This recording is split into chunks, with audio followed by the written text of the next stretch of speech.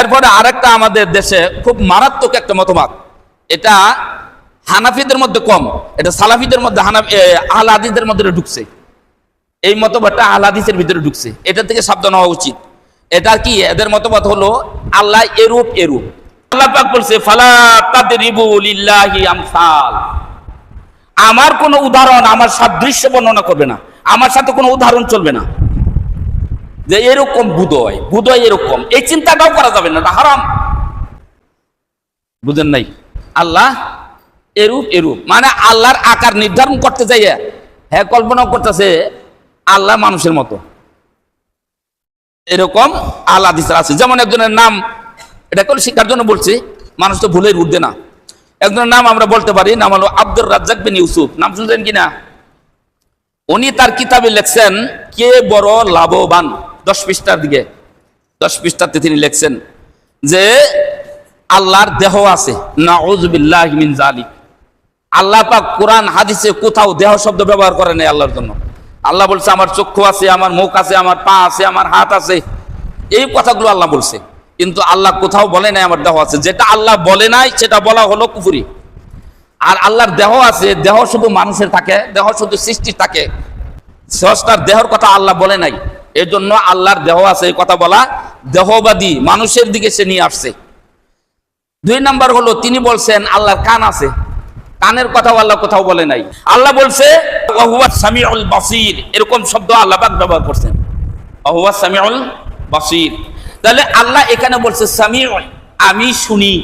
যারা আপনার দেহবাদী মতবাদে বিশ্বাসী মুজাসসিমা যারা, তাদের ধারণা হলো যে এখানে সামিউ যেহেতু শুনেন তাহলে আল্লাহর কান আছে, না এটা বলা যাবে না। আল্লাহ এখানে বলছে শুনেন, শোনার মধ্যেই আমার থাকতে হবে, আর বাইরে কিছু বলা যাবে না, বেশিও বলা যাবে না, কমে বলা যাবে না। আল্লাহ বলছেন শুনেন, আমি এখানেই থামবো। আল্লাহ যেখানে স্টপ, আমিও সেখানে স্টপ। অতএব আল্লাহর কান আছে এই কথা বলা যাবে না। কে বড় লাভবান, ওই বইয়ের ভিতরে তিনি লেখছেন আল্লাহ হাসেন, এটা হলো হাদিস। মুয়াত্তা মালিকের মধ্যে হাদিস আছে, 2 জন ব্যক্তি দেখে আল্লাহ কি করবেন? হাসবেন। রাজ্জাক বিন ইউসুফ বলছে যে আল্লাহর হাসার মতো অঙ্গ প্রত্যঙ্গ আছে, নাউযুবিল্লাহি মিন যালিক। এটা কুফরি কথা। আল্লাহর অঙ্গ প্রত্যঙ্গর কথা এই শব্দটাই আল্লাহ ব্যবহার করে নাই। অঙ্গ প্রত্যঙ্গ বলতে কি? মাথার চুল থেকে আরম্ভ করে একের পায়ের নখ পর্যন্ত সমস্তটাই অঙ্গ প্রত্যঙ্গ। আল্লাহ কোন সমস্তটা বর্ণনা করে নাই। আপনি যদি ওই কথা বলেন তাহলে কথা অনেক দ্বারা। আর শব্দ অর্থ কি? সিংহাসন। সিংহাসনে কি মানুষ দাঁড়ায় না বসে? বলেন আপনারা, কথা বলেন নাকি? বসে। তাহলে বুঝা গেল আল্লাহ বসতেছে।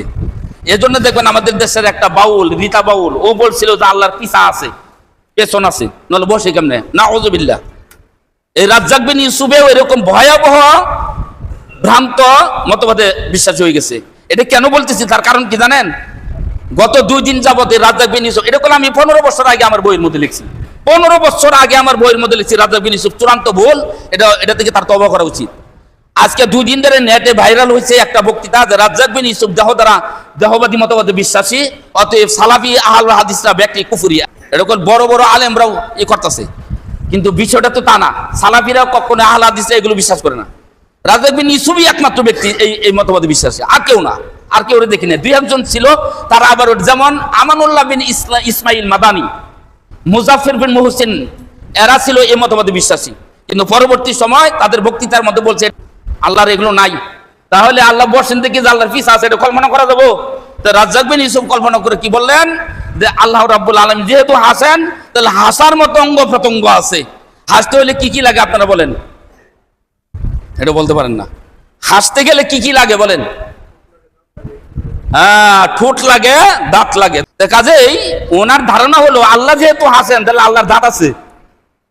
আল্লাহ যেহেতু হাসেন, আল্লাহর কি আছে? ঠোঁট আছে। নাউযুবিল্লাহ। এই ধরনের চিন্তা, এটা একটা কুফরি চিন্তা। এজন্য আমরা আহলুল হাদিস এই মতবাদে বিশ্বাসী না। আমরা বলি আল্লাহ হাসেন। কিভাবে হাসেন আমরা জানি না। কে জানে? বলেন, কে জানে? আল্লাহ জানেন। আল্লাহ হাসেন এটা আমরা মানছি। আল্লাহ যেহেতু বলছে আমি হাসি, কারণ হাসার ধরন কি আমি জানি? আমি তো দেখি নাই। তা আল্লাহর মতো আল্লাহ হাসেন। তার মতো কি হাসেন? আল্লাহর মতো করে আল্লাহ হাসেন, আল্লাহর শান অনুযায়ী হাসেন।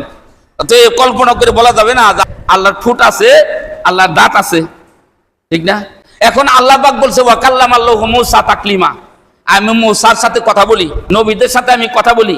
বান্দাদের সাথে কিয়ামতের দিন আমি কথা বলবো, আল্লাহ কথা বলবে কিনা বলেন? তাহলে কথা বললে কি লাগে বলেন? জিহ্বা যদি না থাকে আমরা কথা হবে?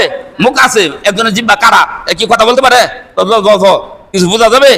পক্ষান্তরে একজনের নাক নাই, তার এরকম শোনা যাবে কিনা? হ্যাঁ, তাহলে কথা বলতে গেলে কি লাগবে? জিহ্বা, নাক, ঠোঁট, দাঁত, এই ব্যাগ সমন্বয় মিলে কথা স্পষ্ট হবে, ঠিক না? যদি একটা জিনিস মেসিং থাকে তাহলে আপনার কথা স্পষ্ট হবে না। কথা ঠিক না? ঠিক। আপনি চিন্তা করেন, আপনার নাক যদি চাপটা থাকে, যে কেউ নাক থাকে না, এই যে কাটা থাকে, তাই না? বা ঠোঁটের এই অংশ কাটা থাকে অনেকেই জন্মগত ভাবে, তখন এর কথা কি নাকায় নাকায় হয় না, ঠোঁটের এই ঠোঁটটা কাটার কারণে তার কথা স্পষ্ট হয় না। সুবহানাল্লাহ, কত সুন্দর করে আমাদেরকে বানাইছে।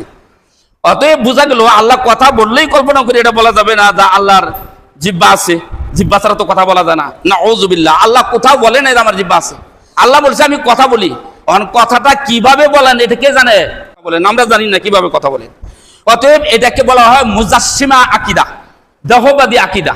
এটা নিয়ে যেহেতু ভাইরাল হয়ে গেছে গোটা ইয়ের ভিতরে 2 দিন যাবত, এজন্য আমি এই কথাগুলো বললাম।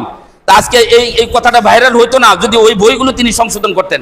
ওনার বইয়ের ভিতরে এই মারাত্মক কথাগুলা ওনার ছেলে আব্দুল্লাহ বিন রাজ্জাক, এই ছেলেটাও তো সংশোধন করতে পারতো, করে নাই। যাই হোক, অথচ আমি এটা 15 থেকে 10 বছর আগে আমার লেখা বইয়ের মধ্যে আমি এটা উল্লেখ করছি। উনি এটা চরম একটা ভুল আকীদা পোষণ করেন। আল্লাহ রাসূল বলছে, ইয়ানজিলু রাব্বুনা তাবারাকা ওয়া তাআলা কুল্লা লাইলাতিন ইলা সামাইদ দুনিয়া, ইলা সামাইদ দুনিয়া। আসমান, এই যে দুনিয়ার কাছাকাছি যে আসমানটা, প্রথম আসমানে আল্লাহ পাক আসেন, অবতরণ করেন, তিনি নেমে আসেন। তা আল্লাহ রাব্বুল আলামিন প্রথম আসমানে আসেন।